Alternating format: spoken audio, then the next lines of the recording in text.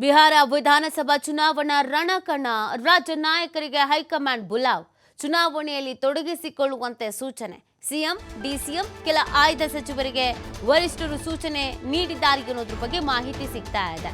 ಪ್ರಚಾರ ಚುನಾವಣೆ ತಂತ್ರಗಾರಿಕೆಗೆ ನೆರವಾಗುವಂತೆ ಸೂಚನೆ ನೀಡಲಾಗಿದೆ.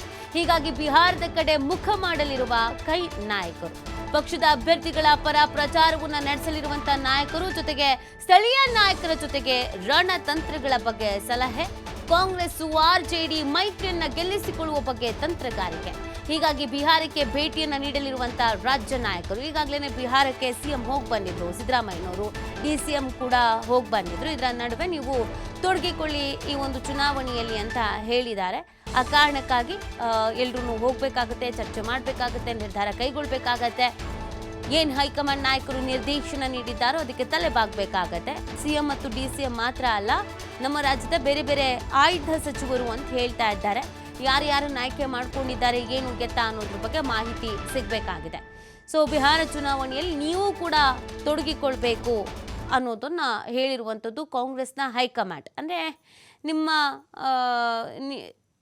ಏನು ಸಾಮರ್ಥ್ಯ ಏನಿದೆ ಅಥವಾ ನಿಮ್ಮ ಸ್ಟ್ರಾಟಜಿಗಳಿಗೇನಿದೆ ಅದನ್ನು ನೀವುಗಳು ಕೂಡ ಚರ್ಚೆ ಮಾಡಬೇಕು, ತೊಡಗಿಕೊಳ್ಬೇಕು ಅಂತ ಸೂಚನೆಯನ್ನು ಕೊಟ್ಟಿದ್ದಾರೆ. ಯಾಕೆಂದರೆ ಕರ್ನಾಟಕ ವಿಧಾನಸಭಾ ಚುನಾವಣೆ ಕಾಂಗ್ರೆಸ್ಗೆ ಒಂದು ರೀತಿಯಾದಂಥ ಮೈಲಿಗಲ್ಲಿದ್ದಂಗೆ, ಮೈಲೇಜ್ ಸಿಕ್ಕಿದಂತೂ ಸತ್ಯ.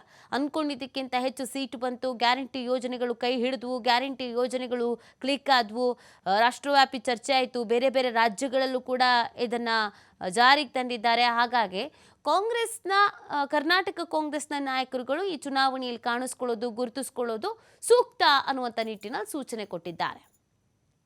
ಈ ಬಗ್ಗೆ ಮತ್ತಷ್ಟು ಮಾಹಿತಿಯನ್ನು ನೀಡ್ತಾರೆ ನಮ್ಮ ಪ್ರತಿನಿಧಿ ಶಿವು ಇದೀಗ ರಾಜ್ಯ ನಾಯಕರಿಗೆ ಹೈಕಮಾಂಡ್ ಬುಲಾವ್ ನೀಡಿದೆ. ಬಿಹಾರ ಚುನಾವಣಾ ಹಿನ್ನೆಲೆಯಲ್ಲಿ ಯಾವೆಲ್ಲ ನಾಯಕರು ತೆರಳಬಹುದು, ಏನೆಲ್ಲ ಪ್ಲಾನ್ ಮಾಡ್ಕೊಂಡಿದ್ದಾರೆ? ಮಿತಿ ಬಿಹಾರ ವಿಧಾನಸಭಾ ಚುನಾವಣೆ ಈಗ ಸಾಕಷ್ಟು ಗರಿಗೆದರ್ತಾ ಇರೋದ್ರಿಂದ ಜಿದ್ದಾಜಿದ್ದಿ ಕೂಡ ಇದೆ. ಎನ್ಡಿಎ ಮೈತ್ರಿಕೂಟ, ಇಂಡಿಯಾ ಮೈತ್ರಿಕೂಟದ ನಡುವೆ ಜಿದ್ದಾಜಿದ್ದಿ ಇದೆ. ಈ ಬಾರಿ ಬಿಹಾರದಲ್ಲಿ ಅಧಿಕಾರವನ್ನ ಹಿಡಿಬೇಕು ಅಂತೇಳಿ ಆರ್ಜೆಡಿ ಕಾಂಗ್ರೆಸ್ನ ಮೈತ್ರಿಕೂಟ ಸಾಕಷ್ಟು ಪ್ರಯತ್ನವನ್ನ ಮಾಡ್ತಾ ಇದೆ. ಈಗ ಬೇರೆ ರಾಜ್ಯಗಳಲ್ಲಿರುವಂತಹ ಕಾಂಗ್ರೆಸ್ ನಾಯಕರಿಗೂ ಕೂಡ ಬಿಹಾರದ ಚುನಾವಣಾ ಜವಾಬ್ದಾರಿಗಳನ್ನ ಹಂಚಿಕೆ ಮಾಡಲಾಗಿದೆ. ಅದೇ ರೀತಿ ಕರ್ನಾಟಕದ ಕಾಂಗ್ರೆಸ್ ನಾಯಕರಿಗೂ ಕೂಡ ಹೈಕಮಾಂಡ್ ಈಗಾಗಲೇ ಸೂಚನೆಯನ್ನ ಪಾಸ್ ಮಾಡಿದೆ. ಸಿಎಂ ಡಿಸಿಎಂ ಹಾಗೆ ಜಮೀರ್ ಅಹ್ಮದ್, ಬಿಕೆ ಹರಿಪ್ರಸಾದ್, ಸಲೀಂ ಅಹ್ಮದ್ ಸೇರಿದಂತೆ ರಾಷ್ಟ್ರೀಯ ಮಟ್ಟದಲ್ಲಿ ಯಾರು ನಾಯಕರು ಕೆಲಸವನ್ನ ಮಾಡಿದ್ರು ಆ ಎಲ್ಲ ನಾಯಕರು ಕೂಡ ಬಿಹಾರ ಚುನಾವಣೆಯಲ್ಲಿ ನೀವು ತೊಡಗಬೇಕು, ಮತ್ತೆ ಪ್ರಚಾರದ ಸಂದರ್ಭದಲ್ಲೂ ಕೂಡ ಪ್ರಚಾರವನ್ನ ಮಾಡಬೇಕು ಅಭ್ಯರ್ಥಿಗಳ ಪರವಾಗಿ ಅನ್ನುವಂತ ಸೂಚನೆಯನ್ನ ಪಾಸ್ ಮಾಡಿದೆ.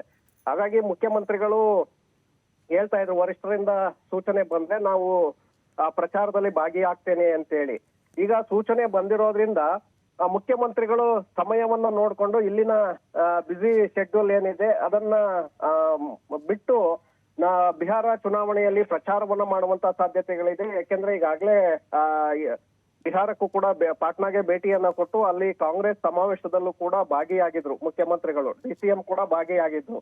ಇಬ್ಬರು ನಾಯಕರು ಈಗ ಬಿಹಾರಕ್ಕೆ ತೆರಳೋದ್ರಿಂದ ಸಹಜವಾಗಿ ಅಲ್ಲಿ ಪಕ್ಷದ ಅಭ್ಯರ್ಥಿಗಳಿಗೆ ಮತ್ತಷ್ಟು ಬಲ ಸಿಗತ್ತೆ. ಮತ್ತೆ ಒಬಿಸಿ ನಾಯಕರಾಗಿ ಸಿದ್ದರಾಮಯ್ಯ ಅವರು ದಕ್ಷಿಣ ಭಾರತದಲ್ಲಿ ಪ್ರಸಿದ್ಧಿ ಆಗ್ತಾ ಇರೋದ್ರಿಂದ ಅದರ ಒಂದು ವರ್ಚಸ್ಸು ಬಿಹಾರದಲ್ಲೂ ಕೂಡ ಆಗಬಹುದು, ನಮ್ಗೆ ಲಾಭ ಆಗಬಹುದು ಅನ್ನುವಂತ ನಿರೀಕ್ಷೆಯನ್ನ ಹೈಕಮಾಂಡ್ ನಾಯಕರು ಇಟ್ಕೊಂಡಿದ್ದಾರೆ. ಹಾಗಾಗಿ ರಾಜ್ಯದ ಖರ್ಗೆ ಅವರು ಸೇರಿದಂತೆ CM DCM Zameer Ahmed, BK Hariprasad, Saleem Ahmed ಹಾಗೆ ಜಾರ್ಜ್ ಎಲ್ಲರೂ ಕೂಡ ಬಿಹಾರಕ್ಕೆ ತೆರಳಿ ಪ್ರಚಾರ ಕಾರ್ಯದಲ್ಲಿ ಭಾಗಿಯಾಗಲಿದ್ದಾರೆ. ಹಾಗೆ ಸ್ಥಳೀಯ ಮಟ್ಟದ ನಾಯಕರ ಜೊತೆ ಅಲ್ಲಿನ ಚುನಾವಣಾ ರಣತಂತ್ರಗಳನ್ನು ರೂಪಿಸೋದ್ರಲ್ಲೂ ಕೂಡ ನೆರವಾಗಲಿದ್ದಾರೆ ನೀತಿ. ಓಕೆ, ಥ್ಯಾಂಕ್ ಯು ಶಿವ, ತಮ್ಮ ಡೀಟೇಲ್ಸ್ಗಾಗಿ.